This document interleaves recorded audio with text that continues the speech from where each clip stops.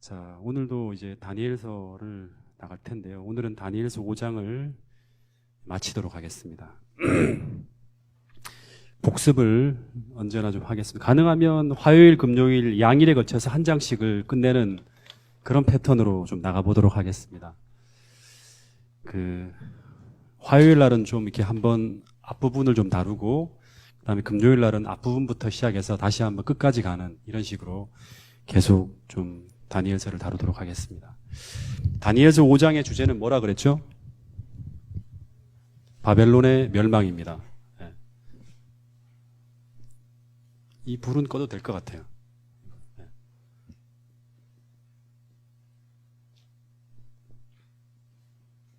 이 바벨론의 멸망의 주제는 종말론의 굉장히 중요한 이야기 중에 하나예요. 그러니까 이 바벨론이 무너져야지만 재림이 오는 거예요. 무너졌도다 큰 성 바벨론. 이 바벨론의 본질은 뭔지에 대해 설명을 했어요. 그러니까 바벨이라는 단어가 처음 등장하는 걸 통해 본다 그러면 하나님을 대항하고 하나님의 말씀을 불신하고 하나님의 말씀에 반대하는 방향으로 나가는 그 정신에 의해서 세워진 도시가 바벨이고, 그 다음에 그런 식으로 또 그 동기에 의해서 세워진 탑이 바벨탑이라 했습니다. 그죠? 그러니까 반대하고 불신하고 대항하는 것, 하나님에 대해서. 그래서 이 집단들이 종말에 바벨이라는 이 도시로, 상징된 도시로 그 정신을 가진 모든 사람들이 다 모여요. 그리고 우리는 그것이 영원할 것처럼 이렇게 세상의 끝에 비춰져요. 그러니까 세상의 모든 권세, 뛰어난 사람들, 세상적인 모든 인본주의 정신, 학문, 문화, 모든 게 종교 다 총동원돼서 결집하거든요. 근데 이게 결국에는 무너질 거라고 우리는 소수의 사람들이 전하는 거예요. 그 전할 사람들이 바로 우리라는 거예요. 이 끝에 가서 한 번 더 공부할 것입니다.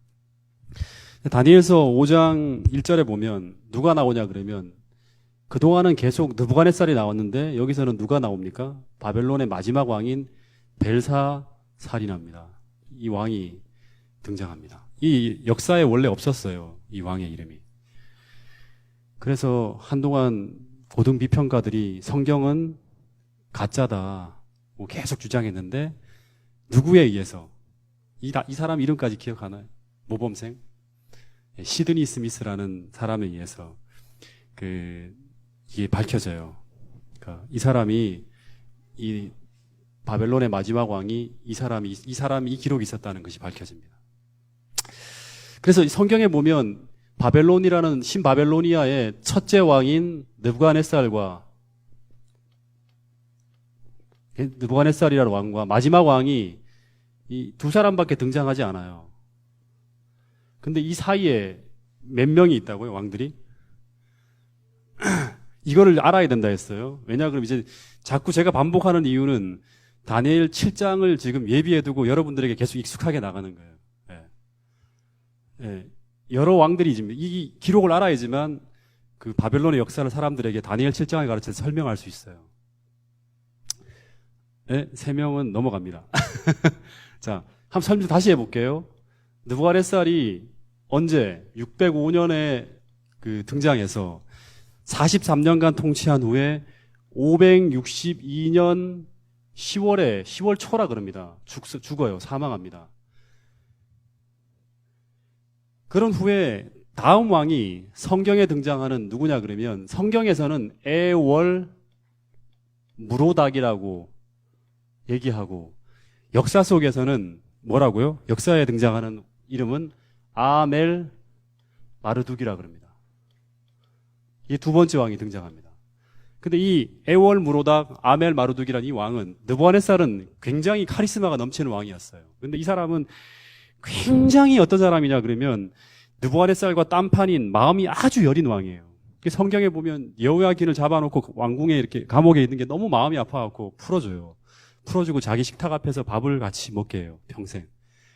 그럴 정도로 참 유약한 왕이었죠.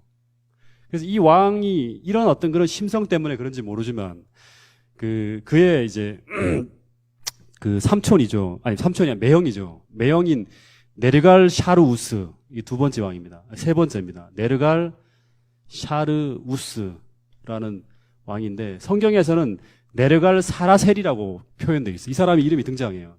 사라셀이라고. 이 사람이 자기 처남이죠, 에월 무로닥을 죽입니다. 그러니까 느부갓네살의 사위인데 죽이고 그런 다음에 이제 왕이 됩니다. 모반을 일으켜 왕이 돼요. 그리고 난 다음 이 사람이 한 4년간 통치하고 죽어요. 오래 통치를 못하고. 그런 다음에 이 사람의 아들이 누가 등장하냐면 리바시 마르둑이 등장합니다.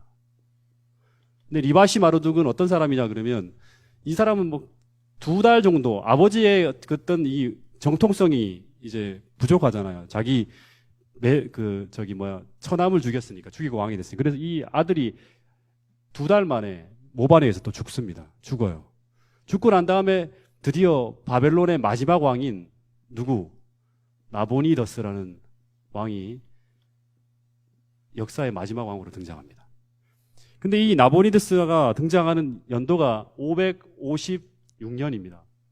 그러니까 지금 4명의 왕이 등장하지만 느부갓네살이 562년에 죽었잖아요. 근데 556년에 마지막 왕이 세워지는 거예요. 그러니까 이 기간이 불과 4년밖에 지나지 않아요.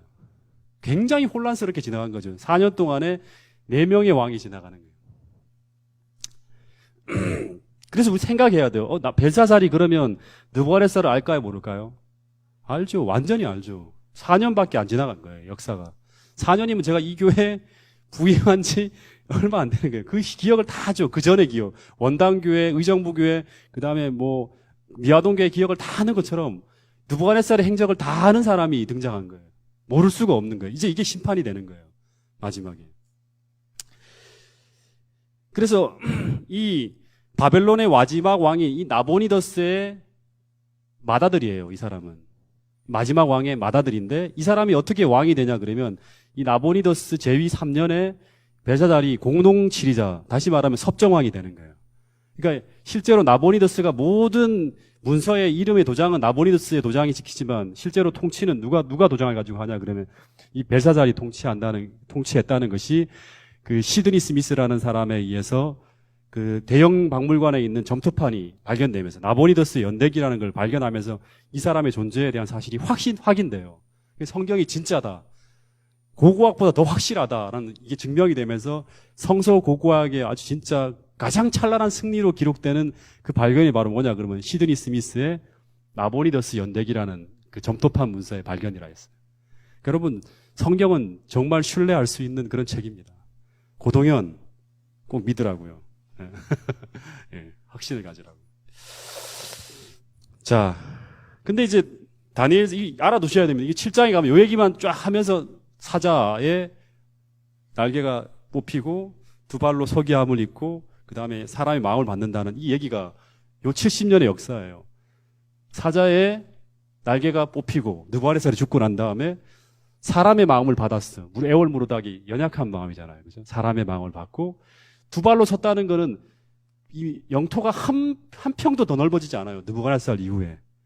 그리고 난 후에 실제로 이 문약한 왕들이 등장하면서 나중에 야성이 야성이 사라졌잖아요. 느부갓네살과 같은 정복하는 그런 모습이 사라지고 결국에 나라가 망해가는 그런 역사를 정확하게 설명할 수 있어야 돼요. 이렇게. 자, 근데 다니엘서 5장 1절의 배경을 보면 지금 바벨론의 상황은 이게 이제 573년 10월 13일 상황이라 했어요. 역사에 보면 이전에 바벨론에 벌어진 일들을 본다 그러면 바벨론의 상황은 술을 마시면서 잔치를 베풀 상황이 아니었다 그랬어요. 화요일 날 설교에 의하면. 이 메데 페르시아를 이끌고 있는 고레스에 의해서 연전연패. 그러니까 쿠티움이 떨어지고 그다음에 시파르가 떨어지고 완전히 연전연패하면서 지금 바벨론이 완전히 고레스 대군에 의해서 포위되어진 굉장히 절박한 상황이 지금 벌어지고 있는 거예요. 10월 11일부터 시작해서 포위됐어요. 그리고 나보니더스는 자기 생명을 구하기 위해서 빠져나가요. 어디로 피신하냐? 보르시파라는 어떤 그 도시로 남쪽으로 도망쳐요. 그래서 결국 이 사람은 생명을 구한다 했죠. 근데 이 절박한 상황에서 이 벨사살이 아버지까지 무서워서 도망간 상황에서 왜 술판을 벌였을까? 귀인 1000명을 앉혀놓고 대대적인 주연을 베풀었다는 거예요. 왜 이랬을까? 그 이유를 제가 설명했죠. 왜 그렇다? 가장 중요한 이유는 하나님께 대항. 또 맞아요. 또 더 정확한 거는 다니엘서 2장을 공부할 때 바벨론은 23년 동안 옥세를 하더라도 버틸 수 있는 식량 저장 시설이 있었다 했어요. 그리고 내성과 외성으로 완벽한 방어 태세를 갖추고 있었고, 그 사이에 외적이 쳐들어온다 그러면 주변을 완전히 물로 잠기게 해서 그 수중 방어 시설, 운하 시설을 통해 갖고 완벽하게 해자를 둘러 갖고 성을 지킬 수 있는 시설이 다 갖춰져 있다 했어요. 그래서 어떤 군대가 쳐들어오더라도 절대 이걸 뚫을 수가 없어요. 앞에서 군대가 지키고 있고 또 군대가 지키고 있고 강을 건너서 와야 돼. 넘어와야 돼. 그래서 23년 동안 버티면 절대 무너지지 않죠. 이런 과학과 자기의 어떤 그런 시설들을 확신하면서 이 벨사살은 난공불락의 요새 이 성이 절대 페르시아군에 의해서 포위되어 있더라도 떨어지지 않을 거라는 이런 믿음이 있었어요. 그러니까 하나님은 예언을 통해서 반드시 무너질 거라 하고 바벨론의 왕과 그 따르는 사람들은 절대 무너지지 않을 난공불락의 요새라는 이 믿음을 가지고 버틴 거예요. 그리고 그 두려움을 달래기 위해서 술판을 벌인 거예요.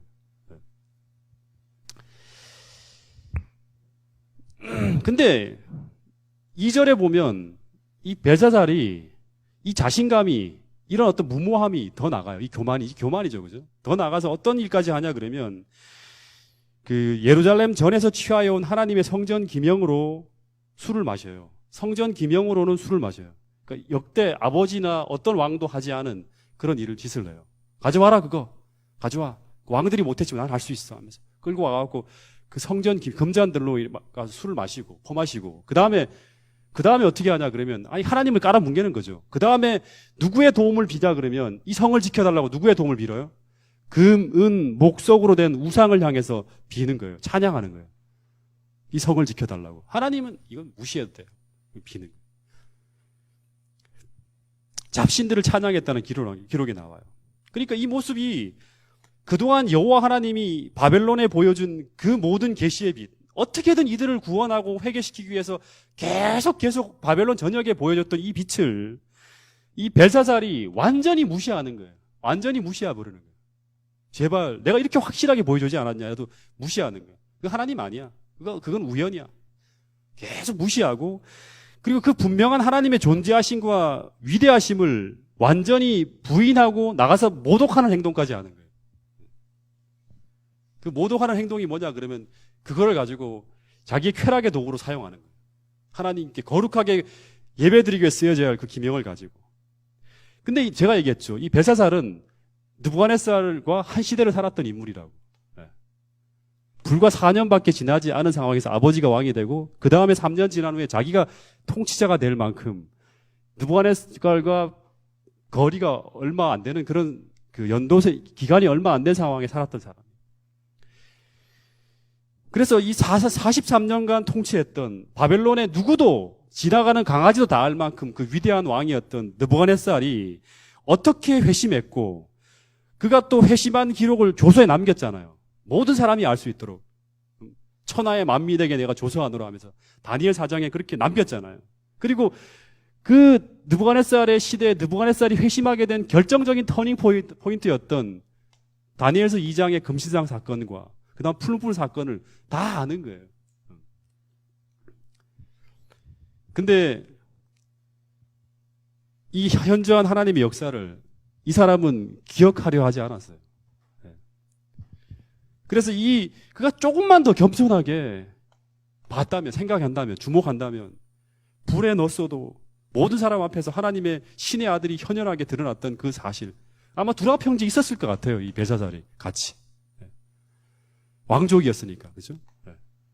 그 사실을 그가 조금만 주목해서 알려 했다면, 관심을 가지고 알려 했다면, 하나님에 대해서, 그는 지금 이 위험한 순간에 그의 온 국민들은 금, 은, 동철이 아니라 느부갓네살이 고백했던 그 하나님을 향해서 무릎을 꿇고 하나님을 구했어야 돼요.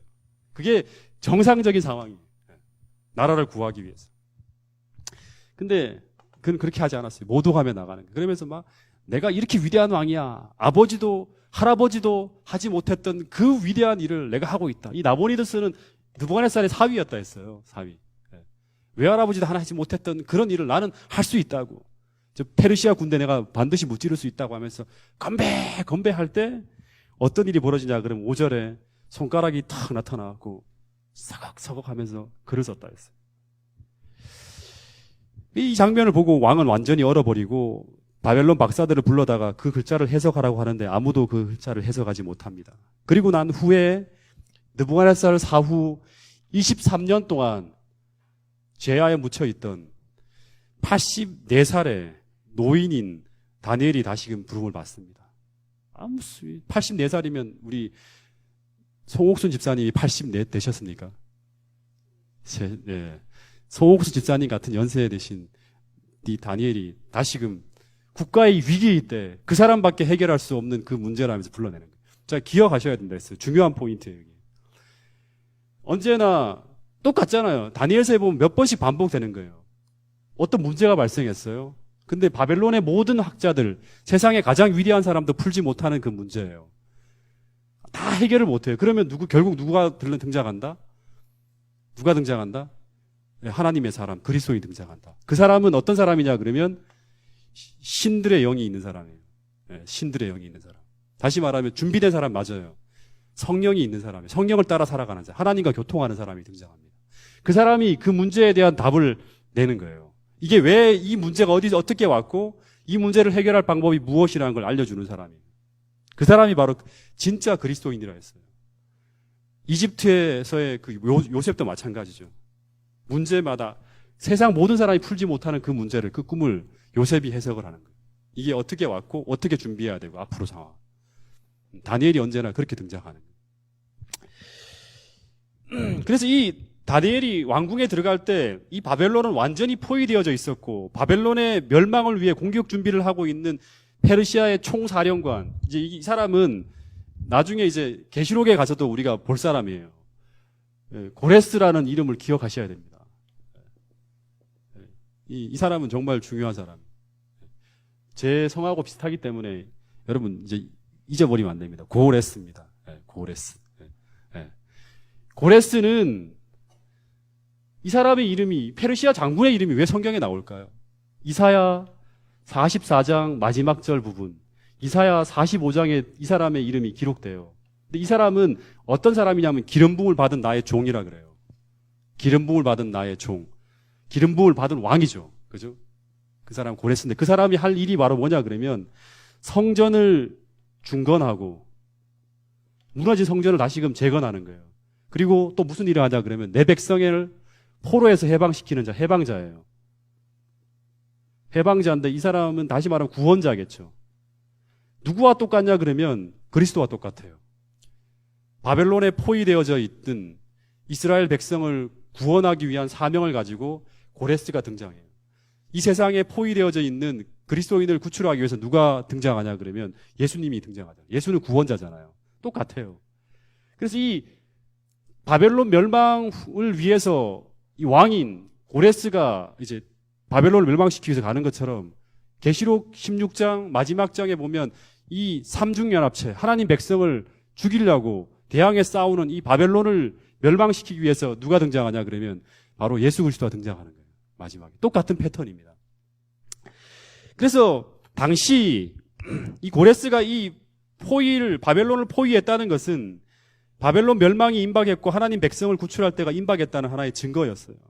그래서 제가 아마 다니엘이라 그러면, 그리고 항상 성경 연구 모임 때마다 같이 이야기할 때 우리가 예수 그리스도로의 그 시간표를 계속 연구하는 것처럼 우리에게 이 고레스가 지금 움직여야 된다고. 언제 이 고레스가 지금 메데 페르시아의 왕으로 등장했는데 이 사람의 이름이 성경에 있지 않냐고. 이 사람이 아마 분명히 우리를 구출하기 위해서 올 거라고 계속 성경 연구를 하는 거예요. 그리고 그 징조를 계속 주목하는 거예요. 지금 오늘 우리가 1844년 이후에 별이 떨어지고 달이 흐려지고 그 다음에 계속 이 시대적인 징조를 우리 연구하는 것처럼 당시 사람들은 계속 그걸 연구했을 거예요. 그래서 이 고레스의 출현은 성경 이사야에 등장한 예언된 메시아가 등장한 것과 마찬가지예요. 이 사람이 점점 더 강해져 갈 때. 그래서 다니엘과 이스라엘 민족은 이 고레스가 빨리 이 바벨론으로 오기를, 우리가 빨리 예수님이 이 하늘 성소에서 이 지구로 오기를, 우리를 구출해 오기를 열망하는 것처럼 매일같이 이 고레스가 오기를 열망했을 거예요. 이 사람이 와야지만 이스라엘이 다시금 고토 땅으로 우리가 예루살렘 하늘 예루살렘으로 하늘로 가는 것처럼 이들이 어디로 가냐 그러면 팔레스타인 예루살렘으로 가는 거예요. 이스라엘로 돌아가는 거예요. 그래서 이스라엘 민족이 전부 다 이 고레스가 바벨론을 향하기를 계속 소망하며 주목하고 있는데 이 고레스가 어디로 가냐 그러면 미디아로 저 지중해 부국을 먼저 치는 거예요. 우리가 생각할 때 올 줄 알았는데 안 왔잖아요. 1844년에. 일로 올 줄 알았는데 안 오는 거예요. 지성소로 간 건 똑같은 거예요. 리디아로 가고 그 부국을 치고 난 다음에 많은 어떤 그런 이제 이 군사력, 군비를 더 확장하고 난 다음에 완벽하게 멸망시키기 위해서 8년을 준비한다 했어요. 역사의 기록에 보면. 그리고 난 다음에 드디어 어디로 오냐 그러면 공격 방향을 바벨론으로 쫙 향해서 오는 거예요. 그 역사의 기록에 보면 쿠티움이 떨어지고 오피스가 떨어지고 최후의 방어선인 이 티그리스 강을 탁 넘어서 18호까지 쫙 들어올 때 제가 이걸 보면서 연구하면서 어떤 생각을 했냐 그러면 이 장면은 마치 오늘 우리가 재림의 징조가 펼쳐지는 것과 똑같아요. 점점 더 가까이 오는 거예요. 지금 막 기상이변이 벌어지고 점점 막 여러 가지 막 살지 못하는 세상이 돼가잖아요. 먼지가 막 이 지구를 우리를 다 뒤덮고 오염된 공기가 바다가 오염되고 막 전부 다 상황들이 그 인성이나 모든 것들이 다 무너지면서 예수님이 마지막 때 이 땅에 오시기에 예언되어 있던 징조들이 막 벌어지면서 가장 가까이 근접해 오는 것과 마찬가지의 어떤 사건들이 벌어지는 거예요. 여러분, 근데 성경을 아는 사람이라면 지금 우리가 똑같아요. 이제 이 상황은 너무나 바벨론의 멸망을 예고하고 예언했던 모든 사건들이 다 벌어진 거예요. 지금 다니엘서 5장의 사건은 성경을 아는 사람이라면 지금 딱 이 성경을 보면서 상황을 보면 70년 예레미야가 예언했던 70년의 포로 기간이 다 차갑니다. 605년에서 573년 계산해 보면 거의 70년이 다 차갔어요. 예언된 기간이 거의 끝나가요. 2300주야가 완벽하게 다 끝났어요. 예언된 기간이 다 끝나는 거예요. 1260일 예언 다 끝났어요. 성경에 예언되어 있는 모든 기간들이 다 끝났어요. 그리고 이사야서에서 예언되어 있던 이 고레스가 드디어 바벨론을 포위하고 있는 상황이에요. 코앞까지 왔어요, 지금. 그러면 이들은 이제 바벨론의 멸망 시기가 정말 임박했음을 알아야 했어요. 다시 말하면 다니엘서 2장에도 뭐라 했냐면 이 금나라가 영원할 것이 아니고 반드시 은나라로 바뀔 시점이 온다 그랬는데 그 시점이 임박했다는 걸 사람들이 알고 있어요. 준비한 사람들은 이 고레스의 멸망이 임박했을 때 바벨론에 매수되지 않고 이 고레스를 환영하기 위해서 다 준비를 하고 있었을 거예요. 근데 오늘 그 성경을 연구한 사람들은, 성경을 아는 사람들은 이때 어떤 믿음을 나타내야 될지를 알고 준비했을 거라는 거예요. 그래서 만약에 이 벨사살이 이런 모든 상황들을 알았으면 모르겠어요. 알았을지도. 어떻게 해야 되냐 그러면 무조건 바벨론 앞에 문을 열고 항복해야 돼. 굴복해야 돼. 근데 이 세상 사람들과 똑같아요. 우리하고. 그리고 당시 페르시아, 바벨론에 있던 모든 사람들은 이 성경의 예언과는 상관없이 그 나라가 자신들이 비축한 식량과 방어벽과 해자를 믿고 그 나라가 절대 무너지지 않고 영원할 것이라는 걸 믿고 고레스에 맞서서 대항해 싸우는 거예요. 여러분, 근데 전쟁을 보면 보통 이렇게 왕들이 그 성을 포위하고 나면 어떻게 하냐 그러면 최후의 경고의 기별을, 무혈 입성하는 게 최고의 명예로운 입성이거든요. 그래서 경고의 기별을 보내요. 항복하라고. 이제 곧 성을 치우고 들어갈 거라고. 항복하면 살려준다고. 언제나 이 메시지를 보내는 거예요. 똑같아요, 지금. 예수님께서 지금 이제 지구성을 포위하시고 1844년 이후에 이제 머지않아 지구성에 입성하며 재림하실 거라고 얘기를 하고 있어요. 그럼 오늘 우리는 성문을 열고 고레스 왕을 맞이하는 것처럼 똑같이 우리의 마음문을 열고 그 예수 그리스도의 통치 앞에 우리를 굴복해야 돼요. 말씀 앞에. 굴복해야 돼요. 그 왕이 보내는 최후의 메시지가 뭐죠? 최후의 메시지가 뭐죠? 최후의 경고의 기별이 뭡니까? 이 고레스와 같이 예수님이 이 세상을 향해서 최후에 보내는 메시지가 뭐예요? 그 오늘 우리가 전하고 있잖아요. 그게 뭡니까? 하나님을 두려워하고, 두려워하지 않잖아요, 벨사살이. 하나님을 두려워하고 그에게 영광을 돌리라.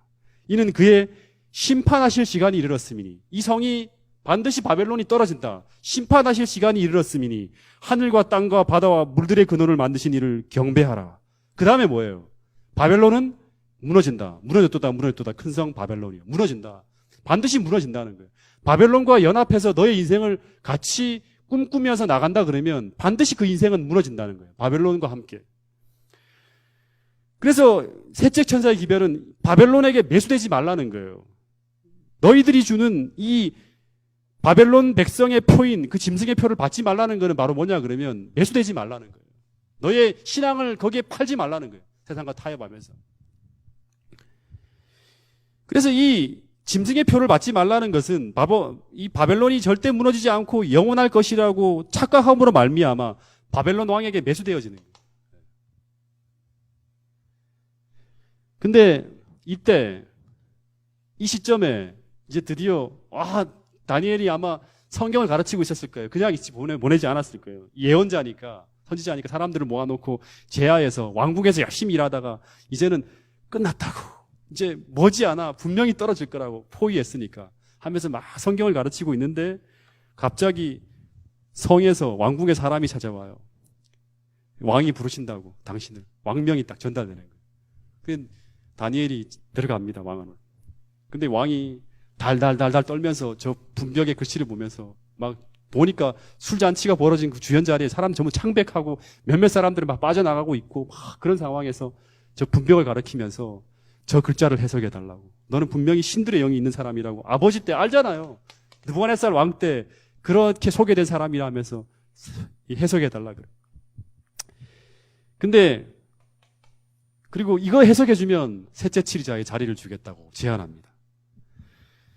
근데 우리 17절부터 23절을 한번 볼게요. 지금 다니엘서 5장 17절부터 23절.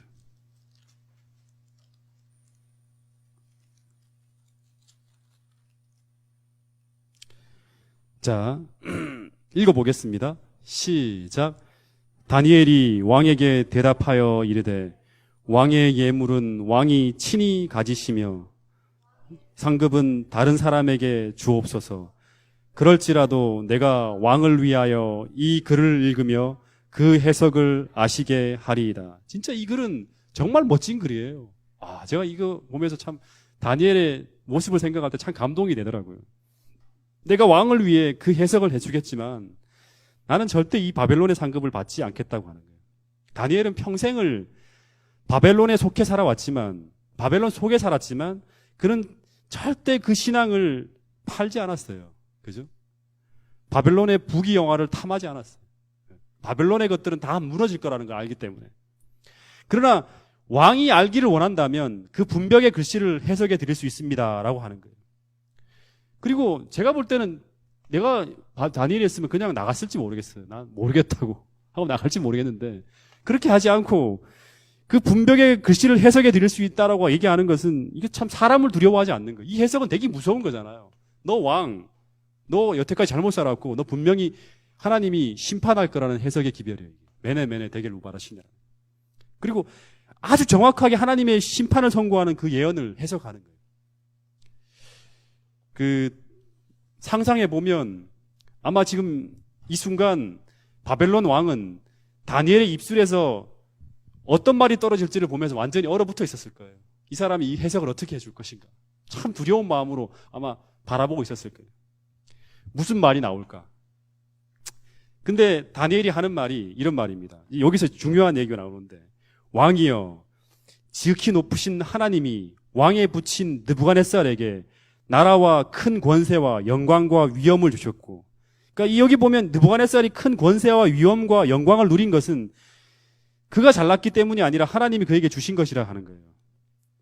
그에게 큰 권세를 주셨으므로 백성들과 나라들과 각 방언하는 자들이 그의 앞에서 떨며 두려워하였으며 그는 임의로 죽이며 임의로 살리며 임의로 높이며 임의로 낮추었더니 그가 마음이 높아지며 뜻이 강팍하여 교만을 행함으로 그 왕위가 패한 바 되며 그 영광을 빼앗기고 인생 중에서 쫓겨나서 그의 마음이 들짐승의 마음과 같았고 또 들나귀와 함께 거하며 또 소처럼 풀을 먹으며 그 몸이 하늘 이슬에 젖었으며 지극히 높으신 하나님이 인간 나라를 다스리시며 자기의 때로 누구든지 그 위에 세우시는 줄을 알기까지 이르게 되었나이다. 이 조서 얘기를 하는 거죠. 그죠? 4장에서. 그런데 벨사살이여, 왕은 그의 아들이 되어서도 이것을 다 알고도, 그러니까 얼마 안 지나갔다 그랬어요. 얼마 안 지나가 다 알고도 다 목격했을 거예요. 오히려 마음을 낮추지 아니하고 도리어 스스로 높여서 하늘의 주제를 거역하고 그 전 기명을 왕의 앞으로 가져다가 왕과 귀인과 왕후들과 빈궁들이 다 그것으로 술을 마시고 왕이 또 보지도 듣지도 알지도 못하는 금은 동철과 목석으로 만든 신상을 찬양하고 도리어 왕의 호흡을 주장하고 왕의 모든 길을 작정하시는 하나님께는 영광을 돌리지 아니한지라. 자, 여러분, 이 이야기가 쭉 이어졌는데 지금 이 내용을 보면 이 벨사살과 왜 바벨론이 심판받게 되는지를 하나님은 다니엘을 통해 설명하는 거예요.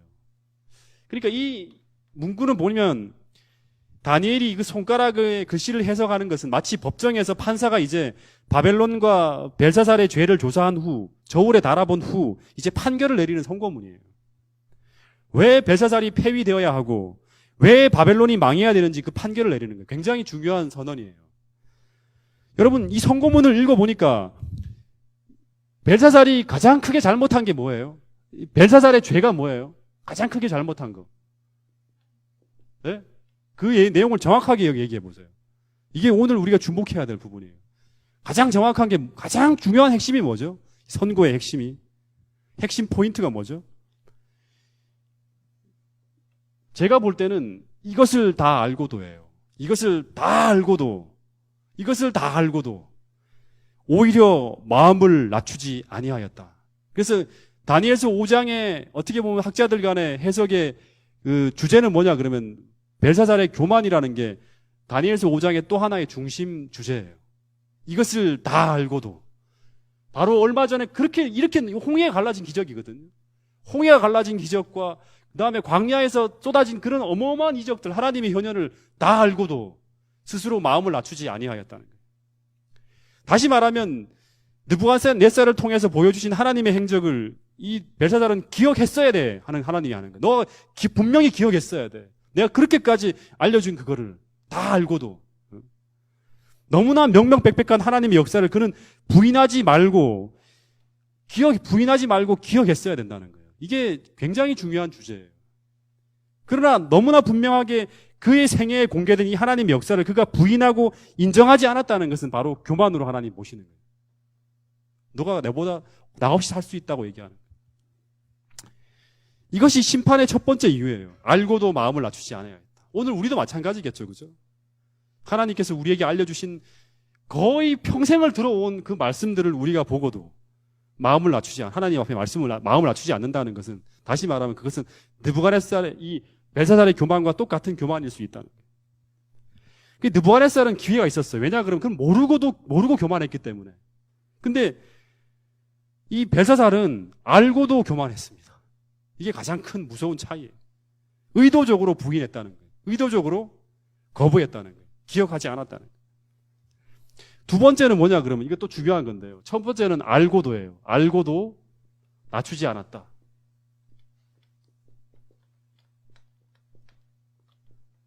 이게 첫 번째고 두 번째는 뭐냐 그러면 이 본문을 쭉 읽어보면 그 모든 것을 알면서도 하나님 앞에 스스로 낮추지 않고 더 나아가 하나님을 두려워하지 아니하고 하나님의 기명을 가져다가 술을 마시고 하나님을 못 오겠다는 거예요. 기명을 가지고 술을 마신 거예요. 마시며 하나님을 못 오겠다는 거예요.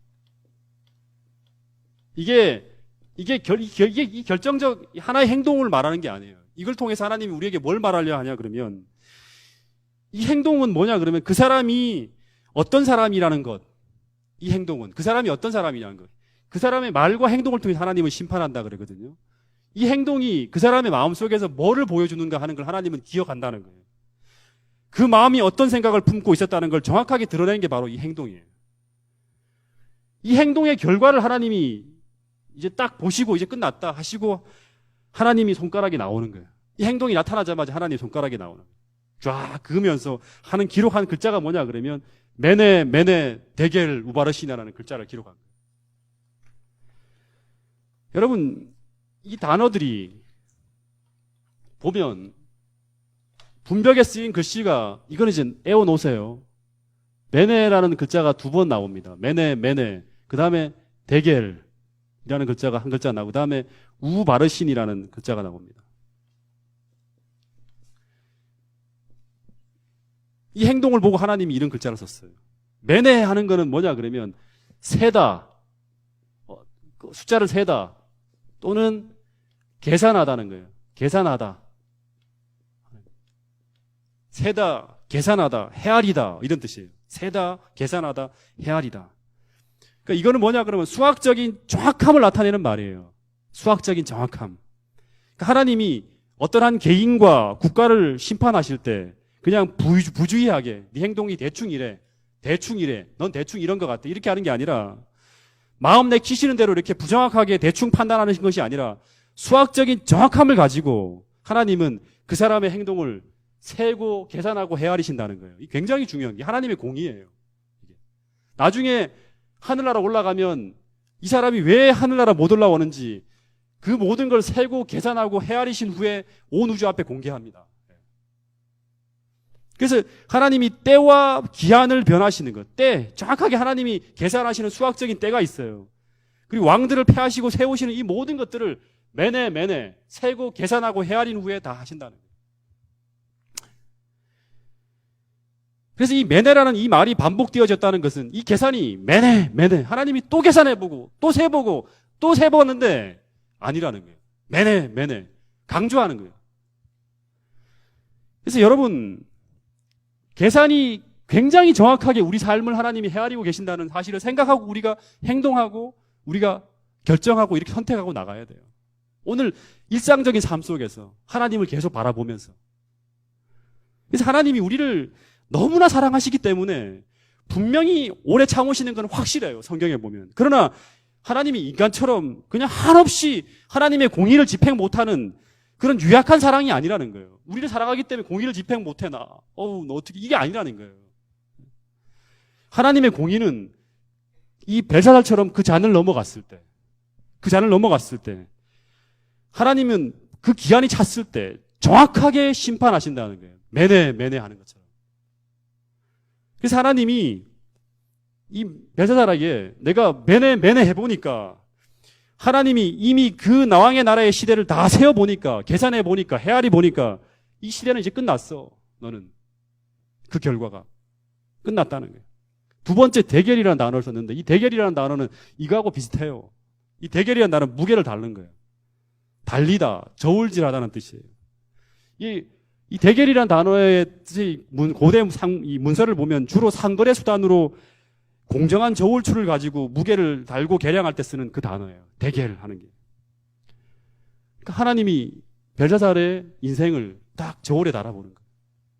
여러분, 그리스도인의 인생은 제가 늘 강조하지만 절대 우연이나 재수나 또는 로또나 대박처럼 하나님이 그렇게 우연하게 우리를 인도하지 않아요. 이게 성경에 나오는 정확한 어떤 그런 이야기예요. 하나님은 늘 그 사람의 마음과 행동을 정확하게 매 사건과 행동을 통해 달아보신다는 거예요. 그리고 그 행동의 결과는 반드시 우리의 미래에 나타나요. 그 행동의 결과에 따라서. 내 믿음이 이런 상태에 있으면 하나님이 그런 행동들을 계속 통해서 비추어서 매네 해보신 다음에 대결해보신 다음에 그 다음의 길로 우리 인생을 인도한다는 거예요. 그래서 현재와 과거의 삶이 미래와 영원을 결정짓는 거예요. 영원한 미래까지 결정짓는 거예요.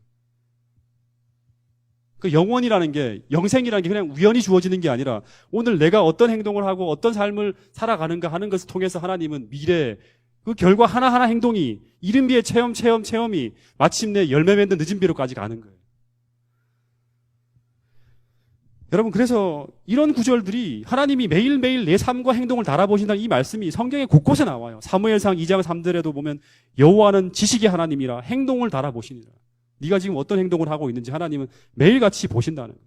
네가 어떻게 나를 의식하고 살고 있는지. 그리고 오늘 나에게 부여된 그 축복과 특권과 이 목사의 지위, 또 장로의 지위, 집사의 지위, 이런 것을 어떻게 이에 상응하는 처신을 했는가 여부에 따라서 저울의 평형을 좌우한다는 거예요. 빚을 받는데 벨사살이 그렇게 큰 빚을 받는데도 네가 그 저울에 달려있는 네 모습은 전혀 그 받은 빚에 따라서 네가 행동하지 못하고 있다. 그래서 이 벨사살이 이 저울에 달려서 중량 미달로 판명되었을 때 다니엘은 벨사살에게 이렇게 말하는 거예요. 굉장히 다니엘은 이 정말 대단한 말을 하는 게 목숨 걸고 하는 거예요. 왕이요. 아직까지 왕이잖아요. 이게 침례 요한의 모습과 똑같아요. 네 셋째 치리자 준다 했지만 그건 딴 사람에게 줘. 왕이요. 당신은 저울에 달려서 부족함이 배웠다 하며 다시 말하면 넌 중량 미달이야. 네가 나라를 망쳤어. 네가 멸망을 인도했다. 여러분 이 선고는 굉장히 두려운 선고예요. 아마 다니엘은 하나님같이 벨사살을 향해서 말했을 거예요. 이걸 딱 해석하면서 당신은 시 끝났어요. 이렇게. 여러분 오늘 하나님이 우리를 당신의 저울에게 딱 달아서 올려올 때 우리의 삶이 어떻게 평가되어질까 생각해 보세요. 전도서 12장 14절에 보면 하나님은 모든 행위와 은밀한 일을 선악간에 심판하신다 그럽니다. 로마서 14장 10절에도 우리가 다 하나님의 심판대 앞에 서야 한다는 그런 말씀을 줘요. 그러니까 심판하시고 그 다음에 하나님께서 집행하시지 심판은 매네 대결하지 않고 이 하나님이 우바르신 하진 않아요. 심판하시고 우리를 축복하시고 하나님이 평가하시고 계속 이렇게 하나님이 우리의 삶을 인도하신다는 거예요. 여러분 그래서 이 매네 대결을 했을 때 이 벨사살은 우바르신이라는 결과가 떨어졌어요. 이 우바르신이라는 것은 뭐냐 그러면 페레스라는 단어가 뭐냐 그러면 조각이라는 단어인데요. 이게 복수형이 바르신이라는 거예요. 우는 그냥 그 접두사예요. 네. 바르신하는 건 페레스라는 조각들의 복수형이에요. 그러니까 조각이라는 단어예요. 복수형. 조각들로 탁 나눠진다는. 조각이라는 말을 보면 어떤 단어가 생각나요? 조각이냐. 바르신이라는 게 조각이라는 단어예요. 페레스라는 조각이고 조각들이죠. 그러니까 바르신은. 조각들이라는 건 뭐예요? 조각들. 무너짐이죠. 무너진다는 거예요. 조각들이라는 거. 무너진다. 왜 무너지는가? 왜 저울에 달려 부족함이 보이는가? 왜 무너지는가? 이 성경에 보면 나와요. 마태복음 7장 26절에 보면 듣고 행하지 아니할 때. 듣고 행하지 아니할 때. 다시 말하면 똑같아요. 알고도 인정하지 않고 행하지 아니할 때 우리는 무너진다는 거예요. 바벨론이 무너지는 것은 하나님의 기별이 그에게 엄청나게 주어졌죠. 바벨론에. 그 사람들은 다 알고도 낮추지 않는 거예요. 듣고도 행하지 않는 거예요. 그러니까 이 마태복음 7장 26절에 보면 창수가 나고 그 큰 홍수가 날 때 듣고 행한 사람은 마치 반석 위에 지은 집과 같지만 듣고 행하지 아니하는 사람은 마치 이 모래 위에 지은 집과 똑같다는 거예요. 그러니까 매네 대결 우바르신 하는 이 우바르신의 결과는 바로 바벨론이 무너지는 것처럼 무너지는 건데 조각들로 무너지는 건데 그 결과는 다니엘 7장 26절이에요. 듣고 행하지 아니하는. 오늘 우리가 알고도 낮추지 않는 이런 모습으로 우리가 살고 있지 않은지 한번 돌아봐야 돼요. 많은 빛을 받았지만 내 모습이 이런 벨사살의 모습과 같은 모습으로 가고 있지 않는지. 그래서 이 선고를 내린 다니엘을 죽여야 되는데 못 죽여요. 왜냐 그러면 너무 무서우니까 이거 선고 때문에. 그래갖고 아부합니다. 참 이게 참 마지막 장면이 정말 영화 한 장면 같아. 내가 셋째 치리자. 그렇게 당신은 이제 망한다 그랬는데도 불구하고 이 사람한테 매달리는 거예요. 왕이. 내가 셋째 치리자 줄게. 금사슬로 목에 둘러주고 그 다음에 홍포를 입혀주고 홀도 주면서 너가 셋째 치리자야 하고 얘기를 해요. 근데 다니엘은 아마 어떻게 했을까 상상해 보는데요. 이걸 다 내려놓고 왕궁을 빠져나왔을 것 같아요. 여러분 이 선고가 내려짐과 동시에 저울에 달아서 나라와 왕에 대한 심판이 끝났다는 선고가 내려짐과 동시에 그날 밤에 고레스는 이 선고가 끝나면 하나님이 움직여요. 이제 불의한 자는 그대로 불의하고 의로운 자는 그대로 의로하는 그 모든 행동이 다 드러났다 하는 이 선고가 내려지면 드디어 고레스가 움직이는 듯이 예수 그리스도가 움직이는 거예요. 그래서 밤새도록 어떤 일을 하냐 그러면 고레스가 대군을 동원해갖고 유프라티스 강물이 흘러가는 그 물줄기를 돌리기 위해서 밤새도록 계속 그 하나님 그 일을 하는 거예요. 그래서 그 밤에 가장 성을 공격하기 위한 가장 큰 장애물인 강물의 방향을 완전히 돌리는 데 성공합니다. 그리고 성을 방어하고 있던 가장 중요한 시설인 유프라테스 강이 쫙 말라버려요. 유프라테스 강이 마른다는 말은 이제 나중에 반복됩니다. 강이 말라요. 그러면서 바벨론 성의 한 변절자의 안내를 따라서 성문이 쫙 열리면서 고레스 대왕이 입성하는 길이 쫙 열리는 거예요. 왕의 도로가 딱 열리는 거예요. 그래서 전혀 뜻밖의 상황에서 바벨론 군대는 전혀 저항하지 못하고 이 요새인데, 요새 중에 요새고 절대 무너지지 않을 거라고 하는 그 요새가 하루아침에 딱 떨어지는 거예요. 심판이 끝났을 때, 바로 고레스가 움직일 때 모든 것이 다 평정되어지는 거예요. 무혈입성이래요. 고레스 원통비에 보면 거의 무혈입성이래요. 거의 저항하지 못하고. 그리고 하나님을 향해서 저항했던 갈대아 왕 벨사살이 죽임을 당하고 메대 사람 다리오가 왕이 되었다는 것으로 다니엘서 5장이 다 끝나요. 여러분, 자, 한 가지 팁만 좀 말씀드리고 이제 정리하겠습니다. 이 다니엘서 5장 멸망을 보면서 이 재림전 시나리오를 우리가 생각해야 돼요. 재림전 시나리오. 재림이 이루어지려면 뭐가 무너져야 된다? 바벨론이 무너져야 돼. 이게 꼭 기억해야 돼요. 바벨론이 무너져요. 우리가 무너뜨립니다. 우리가 무너뜨려 기억해야 돼요. 우리가. 바벨론이 무너져야지만 이 재림이 와. 예수 그리스도께서 오세요. 이 바벨론이 무너지려 그러면 바벨론은 뭐냐? 삼중연합체라 했어요. 삼중연합체. 오늘날. 뭐와 뭐의 삼중연합체냐 그러면 용과 짐승과 거짓 선지자. 삼중연합체.